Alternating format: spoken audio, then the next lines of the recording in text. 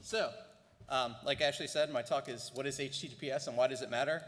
So before I get started, does anyone here know nothing about HTTPS? Awesome, at least one person. Hopefully you'll get the most of this talk. Does anyone know a ton about HTTPS?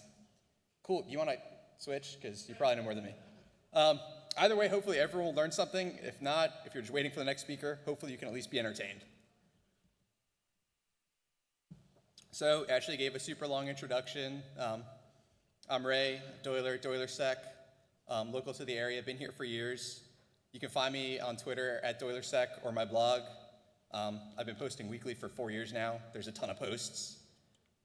Senior staff adversarial engineer at Avalara in downtown Durham. Great company, just started. Also part of Team Eversec and Eversec CTF. We're running the CTF upstairs, and we also just won DerbyCon this year. Wasn't in the bio. The last DerbyCon ever, awesome. Come talk to us about our CTF or competing. And yeah, I've got a ton of certs. Ashley asked if she could skip them. If you want to learn about certs or know a cool one I don't have, let me know. That said, a better way to get to know me, whiskey. This is a picture of our 3rd annual Bourbon Bonanza. We had 54 whiskeys this year. So buy me a drink, talk about anything computers, I'll probably listen. And crowd involvement. I'm not going to make a drink for those of you who saw my CarolinaCon talk. That went horribly. But I highly recommend you live tweeting during this talk. When I get something wrong, use that hashtag. If you want me to learn something new, use that hashtag. If you take a picture of me looking ridiculous or good, use the hashtag. Have fun with it. It'll be a good time. So before I begin, some caveats. As I joked about in the beginning, I'm not an expert. My job is to break stuff. I'm a penetration tester, formerly developer. There's tons I don't know about, and in 40 minutes I can't cover the tip of the iceberg about HTTPS. That said, I'm hopefully going to cover a lot of topics that will at least get you familiar with it and why you should be using it if you're not already. So, here's a big verbose slide full of definitions. You can read it. I'll post the slides later. It's not all going to be important right now. That said, HTTP is how your browser and the web server you're connecting to communicate. It's the basis of what we know as the internet. Your computer tells a website you want a web page, it sends it back to you, you can view it. HTTPS is HTTP over SSL. It's how when you go to PayPal or your bank's website, you get that cool little lock icon in the top left. Some things say you're secure. Sometimes you no longer get all those scary warnings. That's basically how your connection is. It's telling you that the connection is secure to a point. And that's hopefully what you'll learn a little about during this topic. What SSL is what's actually performing the encryption for HTTPS. In short, it's how the data, so your passwords, all of the information you're getting back from the website, your credit card when you're on Amazon, how it's being transmitted back and forth so that ideally only you and the server know that information. TLS stands for Transport Layer Security. This is just an updated, more secure version of SSL, basically.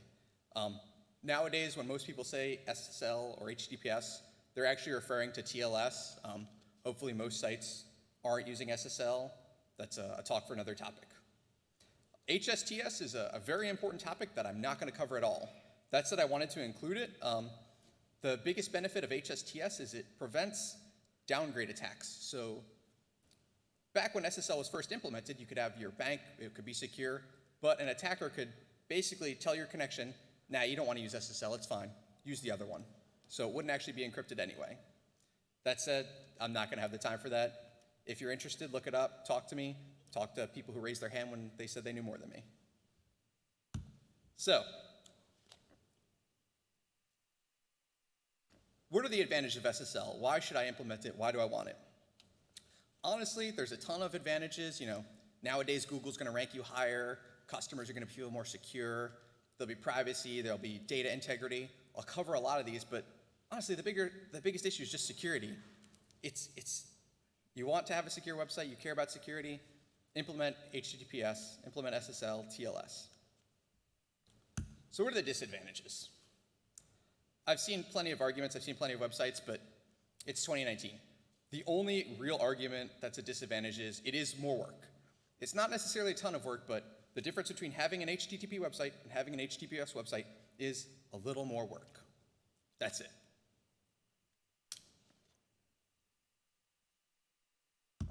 So, one of the first advantages I mentioned, or didn't mention, but that was on that slide, is authentication.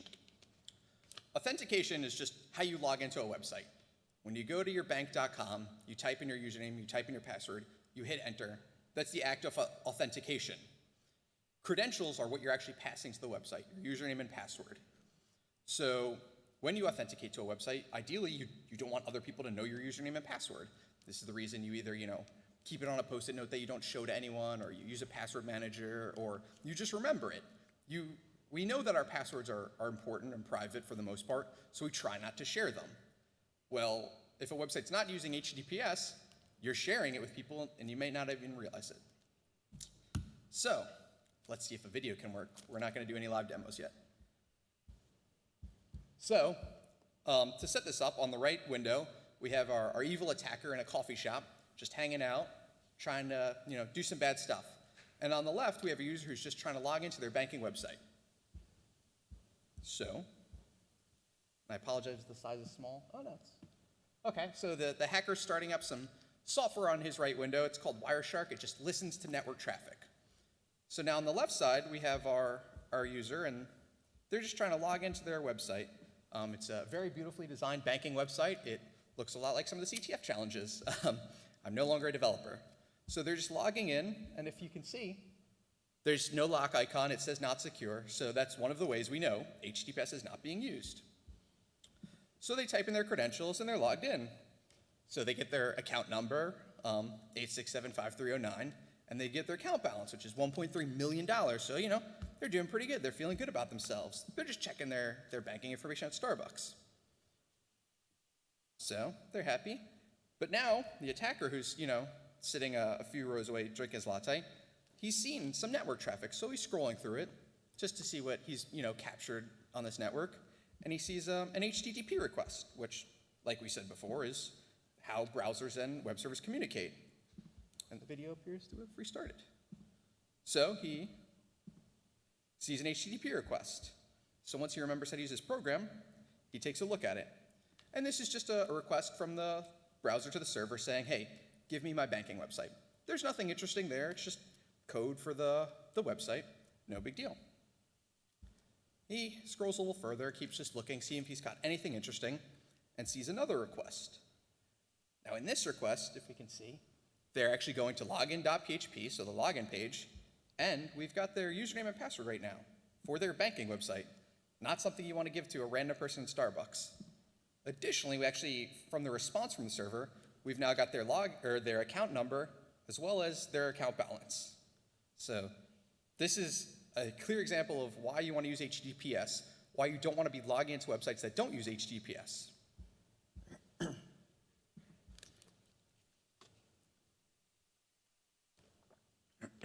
So another example of an advantage of HTTPS is privacy.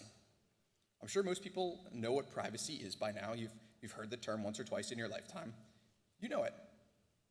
There are things I'm sure that you do or post on the internet that may not be considered sensitive information. They're not a username, they're not a password, they're not your credit card, but they're things you wouldn't just shout out loud. They're things you wouldn't just post on a wall somewhere. They could be, a private conversation between you and someone else. It could be a quiz online that is, more sensitive information. It doesn't matter. There are things that we do on the internet that we have some sort of expectation of privacy. That said, without HTTPS, same as the banking information, people could sniff it, they could capture it, they could view what you're sending or receiving on the internet.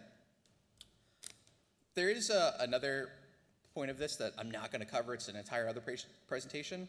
So when you go to, say, yourbank.com, your computer sends a request called DNS saying, hey, what's the address of my bank.com? And it gives you back that address. None of that is encrypted, so people will still know what websites you're going to, even if you do use HTTPS. So any website you go to, if someone's listening, they will know it. There is a way to do DNS over HTTPS. It's fairly new, it's very complicated, but that part of the privacy won't be covered by standard HTTPS. So an example of privacy. Now I just went to Google, and was looking for domestic abuse examples. Unfortunately, not unfortunately, thankfully I couldn't find a form that was using HTTP, but I did find the Wake County Network of Care, which lists all the domestic violence shelters on an HTTP website. Now that said, if you can imagine, instead of a search bar, if there was a form here, that you would enter information about, a potential abusive spouse or person you know. So that's something that's not sensitive information, it's not a credit card, but if you were inputting form data about, hey, this person is abusing me, I would like to find a shelter, I schedule an appointment, anything like that, someone on your network could sniff it. Instead of a bad guy at Starbucks, it could be the abuser, it could be someone who's trying to find out information about you. So HTTPS isn't just about, buying stuff on Amazon, checking out PayPal. Privacy is a huge issue if you don't want people to listen to your connections. So, we know that we should log in over HTTPS. That's great. Let's see a video of that. So, we go back. So now we're at our homepage for our bank, which is an even prettier website that has a button at the top left that says login. Again, I'm not the best web developer. And it's a little harder to see, but this page is not secure. That's unfortunate, but if you look, there's no login, there's no sensitive information. We're okay for now. And on the right side, we still have our evil hacker listening to the network. Or he will be in a second. So when we click the login link, we're taken back to our login page. And now if you see, the little lock icon is back, or it's not back, the little lock icon is there. We're, using HTTPS now. It's in the URL bar. Everything is happy. So let's see what happens when we log in, same as before. We type in our username. We type in our password. We're logged back into our bank. We still have the same amount of money. Awesome. So if we go back to the evil hackers window, he's seeing, what he captured. He's not good at Wireshark filters, so he's scrolling up and down. He sees a connection. So if we take a look at that, we see, the original page, which was not using HTTPS. Okay, that's okay. We knew there was just a button there. So he clears that, and then he's still looking for the login as well as the bank account information. So he scrolls up and down, and actually I think this one may be so he scrolls up and down, and if we see right there, there's some weird new protocol that says TLS. Let's look at, I don't know what that is. I can't read any of that. That doesn't seem helpful at all. But it was TLS v1.2, which I mentioned earlier. So that he can't read that. That doesn't help us at all yet. So he scrolls a bit more. He's just seeing if he captured anything, and there's no other HTTP like there was before.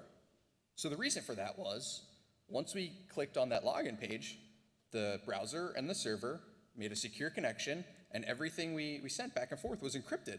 So I honestly don't know if that was the correct packet, but the packet we opened that had all of that gibberish and nonsense, that was actually the same as before with the username and password and credit or banking information, but the attacker wasn't able to read it this time. Awesome. Almost awesome. So another huge advantage of HTTPS is data integrity. Now, data integrity, in short, means that if you go to, yourbank.com, and it has HTTPS, it's got the little lock icon, it's in the URL bar, no errors, everything is happy, then in theory, no one can change anything on that page. If it was HTTP, people can change the stuff on that page. While they're able to intercept the traffic and see what's on it, they could also change it before it gets back to you, and your browser would have no way of knowing that what the server sent is what you received. HTTPS does this in a form of, it's called message digest. Basically, they take what the server sends, do some math, get a number, give that number to your browser and say, hey, these two things need to match up. This allows you to know that no one tampered with your information as well. Well, why does that matter? I mean, if someone wants to tell me I have less money in my bank account, that's fine. Well, the reason this matters is the video I just showed before. So we're back on the HTTP website that has just a login button. No big deal. We know we're not sending any information to that. Well, if you look, we click the same login button. This isn't a different web page. we're at a page that looks slightly different because my web development skills still aren't great. And it says this is a malicious site. Ideally, the hackers won't be doing this, but for the demo purposes, it will be. And if you look in the URL, it's actually a different URL.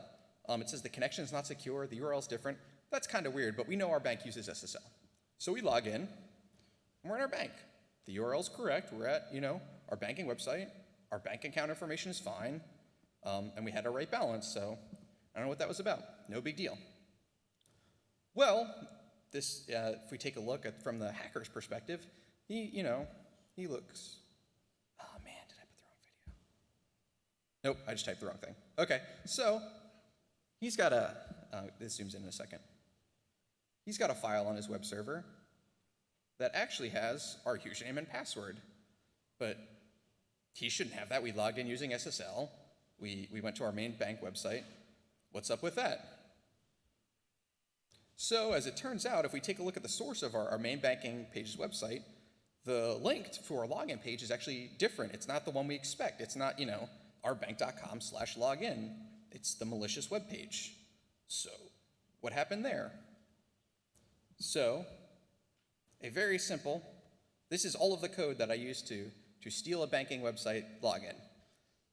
This is a little confusing if you don't read JavaScript or know what it's doing, but the bolded line at the very bottom basically intercepted the request. So our browser said, I want to go to mybank.com. The server sent back a response, and the attacker's computer said, any links on the web page, replace them with a link to a server that I control. That's it. So since the main page was using HTTP, the attacker was able to modify it. Now, he couldn't change the login page. It was using HTTPS. He couldn't sniff it. So instead, what he did was change the link. The user logged into a page that looked exactly like their bank. He sent their login to their bank. They looked like they logged in just fine. But before that happened, he stole their login credentials. And now he's got the username and password for their banking account. Not so great. So, what is the benefits of data integrity? So code injection is a big one. That's what I just showed. So he changed a link on a web page to a link that he controlled. They could also do things like, put some sort of malicious JavaScript. Crypto miners, if you've heard about those, they're in the news a lot. They could, make your computer mine bitcoins for them or whatever else. There's also ad insertion. So imagine if you were, at home visiting an HTTP website. Spectrum could actually put their own ads into any website you're viewing, or anyone could, because again, there's no data integrity. Anyone can put any ads. They could control, what ads you're seeing, which is annoying, but no big deal. Another huge one is content modification, which seems a little different, but the next slide I'll cover it a bit more interestingly. It could be something as harmless as changing all of the pictures on a website. So, you're trying to, view a website of whatever, houses. Someone could replace all of them with pictures of cats, and you would not know why. Because the websites are using HTTP, people can modify the data. And there's also some big scary attacks based on these above that I'll hopefully show live. So, content modification. And I want to thank Patrick for sending me this. This is really cool. So this little white device is called a news tweak. You plug it in, and it will literally do that attack I just demonstrated about replacing stuff, only it will replace it on news websites. Now can you see the bigger issues? So say CNN.com was an HTTP website. I could literally change the news that you're getting and make you believe different things, make you have different feelings, because I can change any of the data being sent back to your browser. You don't know that that's actually what's not on CNN.com. So the picture is fairly innocuous. They changed the word ceasefire to custard. What if I change the word Turkey to Israel? There's a lot bigger implications. Any website using HTTP, I could change the entire content of it. I don't have to steal your credentials. I can change what you're thinking, change what you're doing. And it's a really cool device. They sell it. It'll automatically do it. Yeah, I recommend taking a look at it. So I mentioned a big, scarier attack. And this is the more advanced part, so hopefully those of you who at least knew a bit about HTTPS will enjoy this part. And the crux of this demo, I'm going to do an earlier name and shame. So the origin of this talk was KakalakiCon. KakalakiCon's website was using HTTP. No big deal. It was a static website. There was no forms. There was nothing sensitive. And no one was modifying any, the dates or anything like that. That said, there's still some scary stuff that we can do as attackers. So let's do it live and see what happens. Hopefully, things work well. So we'll load up some VMs. We'll have our hacker and our innocuous little user. And these slides will be posted, so if you're worrying about taking pictures or stuff like that, as I'll have the videos and demonstration of this. So we'll log in as our attacker, and since we're hackers, we'll just, and I'll cover what is happening in a second, but so we're a hacker. We're gonna run some commands. There'll be some cool colors. It's terminal. We'll do stuff. No big deal. All right. So we are an internet user. This is high resolution, but we're gonna go read my old roommate's blog. He's just a software developer. It's just a static blog with a web page. We have to connect to the internet first.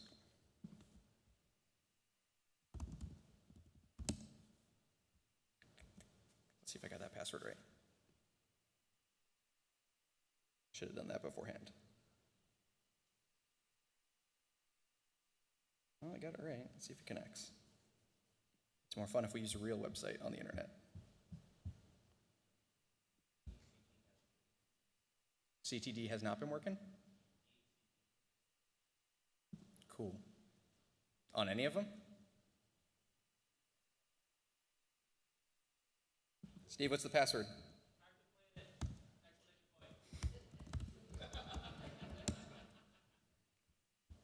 Eversec CTF.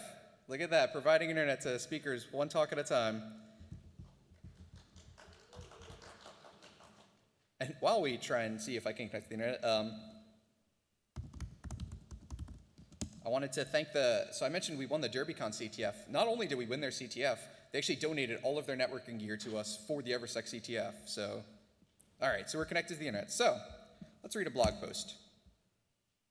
So this stuff is hacking the hacker's computer. We don't really care.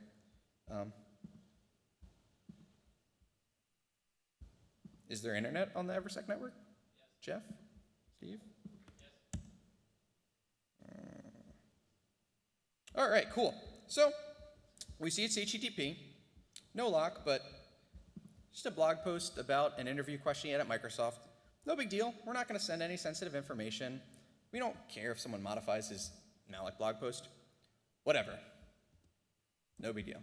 So let's go back to our hacker computer. Some stuff happened with this green one. I'll cover that in a second. But this window is more interesting. So this line right here, we see an IP address. Well, that's actually the IP address of our user in the coffee shop or user at work, whatever. We've got a username. IE user is actually the user logged into the user browsing the log website. Oh man, that might not stop. As well as some sort of big long hash string. So let's grab that and see what it is. So if we go to our slightly other hacker computer, because I couldn't get it to work on the first one, and we put this in a file. We run a quick command. Some more hacker stuff will happen. So if you see right here, there's a new string at the end of the hash that says password with an exclamation mark. That's actually the password of the user browsing that blog website. What the heck happened? So, if we go back to our first hacker window, there's a bunch of commands happening and a bunch of output. But the first thing that the hacker did in this window was he intercepted all traffic on the network. All of it went through him, then went onto the router. Okay. Additionally, he had a script running that anytime a web page had a body tag, so basically saying, hey, this web page is over, he replaced it with a picture. This picture was to, a file that he was hosting called file.jpg. Well, we don't see a picture here. It's actually right there, but he could have hidden it better. But it's a broken picture. Why do we care? He was also running a And I'll gladly speak to you plenty more about this. This attack is really cool. It's hard to demonstrate in a short talk. Over here is running a program called Responder. So when the blog looked for this picture, which it didn't have, it's not hosted on my roommate's blog, we injected it with that first window. It said, hey, I want this, image.ping. It reached out. The hacker's computer was where it was looking and said, hey, do you have image.ping? And it was like, yeah. But also, since you're using Internet Explorer, and I do want to note that this attack will only work against Internet Explorer. It can work against Edge, it's weird. But it will not work against Chrome or Firefox. But since he was using Internet Explorer was like, hey, I'm on Windows. That file's on the local network. You can have my credentials just in case you need them. And the server was like, well, thanks. I don't need them. Here's the image. So since it sent us their credentials, we were able to receive them, which is what this big long string is. Now this is a big long string. It is very hard to crack it. That said, we saw the user had a pretty weak password with an exclamation mark. So just by visiting an HTTP website, not sending any information, not being tricked into anything, we now have this user's username and password for their computer. Now we can do whatever we want. So that's the bigger, scarier issue. Just because you're not sending sensitive data doesn't mean you shouldn't be using HTTPS. So, what are the key takeaways? I didn't forget the theme. If you're not using HTTPS, you're contributing to the internet dumpster fire. Now everyone can finally take your drink. So how do we fix it?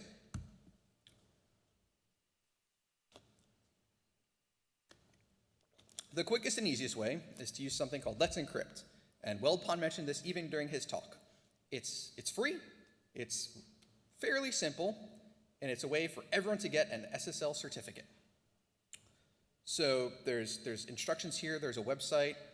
If you Google Let's Encrypt, if you just bother me, I'll gladly talk to you about it. So this is, and it's harder to read, I don't want you to set it up right now, but these are all of the steps. This is all you would need to do if you had a server you controlled and had command line access to. Now that said, not everyone knows how to use a command line, not everyone owns their server. This is still kind of hard. If you're just, a mom and pop running your store, you're just, you have a personal travel blog, whatever.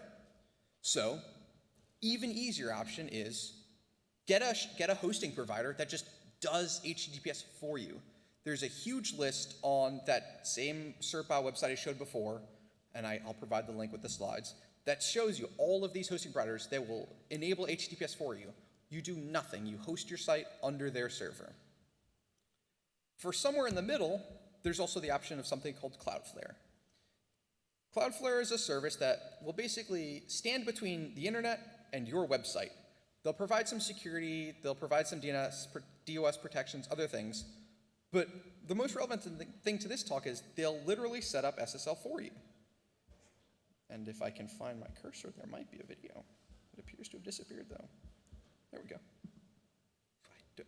So this is just demonstrating how to use their website. So you type in your domain, you click Add Site, they'll do some stuff. You choose your plan. They have a free plan, so this doesn't cost you anything. You update some things that you would already have in your hosting provider, and it'll be set up. And that's it. You're done. You now have their SSL and their other protections. So if you have your own website, if you work in a company, if you see a website without HTTPS, try and get someone to implement it. That said, there is a lot of steps. So I'd like to introduce the Tetra Algorithm, acronym to help you remember how to implement HTTPS. So T, take ownership of your life. E, establish boundaries. T, tell someone that you love them. R, remember to stay hydrated. And I, implement HTTPS. That's it. Follow those 5 steps, and you'll have HTTPS on your websites. I understand even 5 letters is a little more complicated. So, I've provided you with a flowchart. Does your website need HTTPS? Yes. We saw why. Implement it. Tell people to implement it. If your bank doesn't use HTTPS, and I know there are some, call them, yell at them. Obviously, that one's terrible, but there's no reason websites shouldn't be using HTTPS. So, time for a quick shame session. So I called out KakalakiCon, but they are the reason I gave this talk. And they did fix it like 2 days after I yelled at them. So the left one is an exploit writing tutorial website. This is a security website not using HTTPS. The top right one, and I wish Dan was here, he would love this. This is irongeek.com. This is Adrian Crenshaw's website that hosts almost every conference talk. So he could have a link to the DerbyCon opening ceremonies, and I could put a pornographic video there instead because he doesn't have data integrity. And the bottom right is Baidu. It's a huge search engine, so I can intercept the request and put my own results into it. This shouldn't happen. We should all be using HTTPS. Like Chris said, security is here. It's just not everywhere. So, a few quick acknowledgments while I wrap up. I want to thank BSidesRDU. They let me, spout my nonsense up here every year. And the second part isn't true this year. There's no Hacker Jeopardy, but I heard some crazy guy will be shouting out questions in the CTF room and throwing prizes at people. Avalara, my new company, they pay me to hack. They pay me to talk about stuff like this. It's awesome. RTP SecBeers is a great group. It's a bunch of local people and some not so local. They helped me get the inspiration for this talk because people in the channel about KakalakiCon were asking why they needed HTTPS for a static website. We saw we could have stolen their username and passwords. And Eversec CTF / Team Eversec. The most recent CTF we've hosted is upstairs. Most recent one we've won is DerbyCon. If you want to learn about running CTFs, participating in them, you just want to bring us food and drinks, come on up. And you guys, if one person learned one thing from this talk, I'm happy. So I don't know how much time we have left, but does anyone have any questions? I can maybe answer some of them.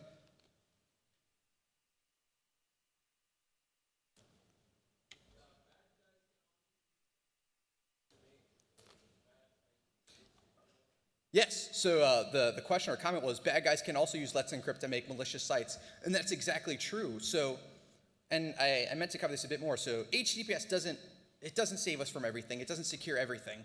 I can stand up a bad website using Let's Encrypt, and we saw that. The malicious web page that we stole credentials with, it had a certificate. It seemed fine. So just because something is using HTTPS doesn't mean it is secure. But just because a site is not using HTTPS, we know it's not secure. Yeah, awesome comment. Thanks for bringing that up. Anyone else? All right. So that's it. You can find me on Twitter. You can find my blog. You can find me upstairs. Thanks for coming.